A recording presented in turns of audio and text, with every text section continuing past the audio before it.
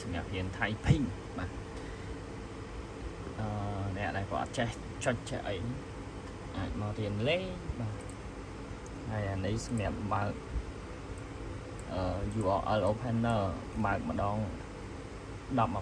30 browser អញ្ចឹងណាបងប្អូនអានេះសម្រាប់អ្នក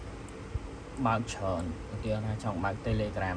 10បើក Facebook 10 YouTube 10អីចឹងណាយើងបើកមួយគិតមើល30ផ្ទាំងយើងចុច30ដងអញ្ចឹងឧទាហរណ៍បងប្អូនចង់បើក YouTube 5ផ្ទាំង copy YouTube ដាក់ផ្លាប់មកហើយចុចopen ចុច open ទៅវាទៅខ្ញុំឧទាហរណ៍ឲ្យថតដៃម្ខាងឧទាហរណ៍ឥឡូវឧទាហរណ៍បាទឥឡូវខ្ញុំឧទាហរណ៍បើក URL opener នេះយើងគ្រាន់តែចុចមកបាទហើយបើយើងចង់duplicate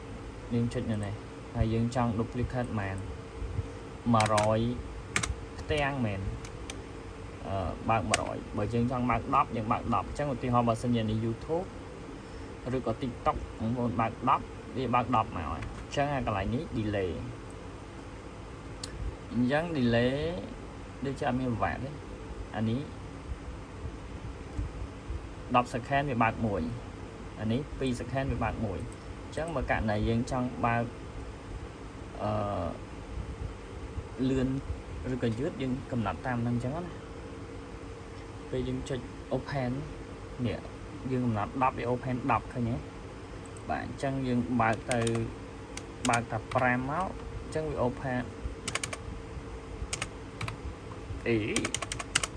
ចុះលុបលេខ1អត់បានញាក់សាច់បាច់ចាំខ្ញុំកែអានឹងតទៅមួយកូដឧទាហរណ៍យើងបើក10អញ្ចឹងយើងបើក10មកចុចមកវាបើក10ដងអញ្ចឹងសម្រាប់អ្នកគាត់យកទៅជុំ spam សម្រាប់អ្នកយកទៅផុស Facebook អីឧទាហរណ៍ចុះបងប្អូនផុស10សម្រាប់អ្នកផុសដាច់អញ្ចឹងបងប្អូនបើក10មកផុស10ហើយបិទចូលជ្រុំមួយទៀតហើយបងប្អូនគ្រាន់តែដាក់ URL ដែលខ្ញុំឧទាហរណ៍ឲ្យមិញហ្នឹងបាទនេះ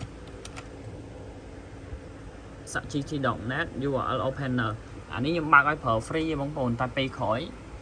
បើសិនជាខ្ញុំដាក់ advertise Google បានអូខេតប្រើ free បើអត់បានទេបង់លុយប្រើ